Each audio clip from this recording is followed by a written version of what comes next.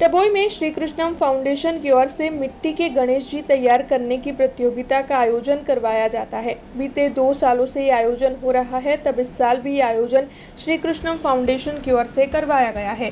POP की प्रतिमाओं की वजह से जो प्रदूषण होता है उसे रोकने और लोगों में जागृति लाने के आशय से श्री कृष्णम फाउंडेशन के भार्गव शाह और उनकी टीम की ओर से डभोई के विधायक शैलेश मेहता के मार्गदर्शन में आयोजन करवाया जा रहा है। तब इस साल डभोई सत्तरगाम पटेलवाड़ी पर इस प्रतियोगिता का आयोजन हुआ है, जिसके तहत 2 ग्रुपों में 160 प्रतियोगियों की ओर से शिरकत करते हुए बाप्पा की मिट्टी की प्रतिमाएं तैयार की गई। तब आपको बता दें कि डभोई नगर पालिका के प्रमुख समेत पालिका के सदस्य और श्री कृष्णम फाउंडेशन की टीम की ओर से दोनों ग्रुपों में विजेता रहे 13 लोगों को इनाम वितरित किया गया। श्री कृष्णम फाउंडेशन द्वारा आज रोज डभोई तालुका माटे इको फ्रेंडली गणपतिनी माटीनी मूर्ति बनावવાની પ્રતિયોગિતાનું આયોજન કરવામાં આવેલ છે।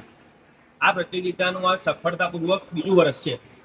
ગયા વર્ષે 2024માં પણ શ્રી કૃષ્ણ ફાઉન્ડેશન દ્વારા 140 બાળકો માટે આ સ્પર્ધાનું આયોજન કરવામાં આવ્યું હતું અને આ વર્ષે બાળકોનો ઉત્સાહ અનેરો જોવા મળ્યો અને આ વર્ષે પણ બાળકોએ 170 જેટલા બાળકોએ આ કોમ્પિટિશનમાં ભાગ લીધેલો છે અને ડભોઈ તાલુકાના અલગ અલગ ગામમાંથી બાળકો આવેલા છે અને આ કાર્યની અંદર શ્રી કૃષ્ણ ફાઉન્ડેશનના બધા સભ્યોનો સારો એવો સહકાર મળેલ છે।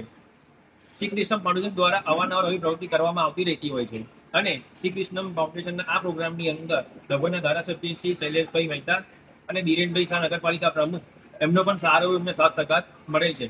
આપ પણ આવી પ્રવૃત્તિમાં જોડાઓ અને નગર માટે કંઈક એવું સારું કરતા રહો, એ જ અમારી એક અપીલ છે। हमसे जुड़े रहने के लिए हमारे YouTube चैनल को सब्सक्राइब करें और नई वीडियो की नोटिफिकेशन के लिए बेल आइकॉन को दबाएं।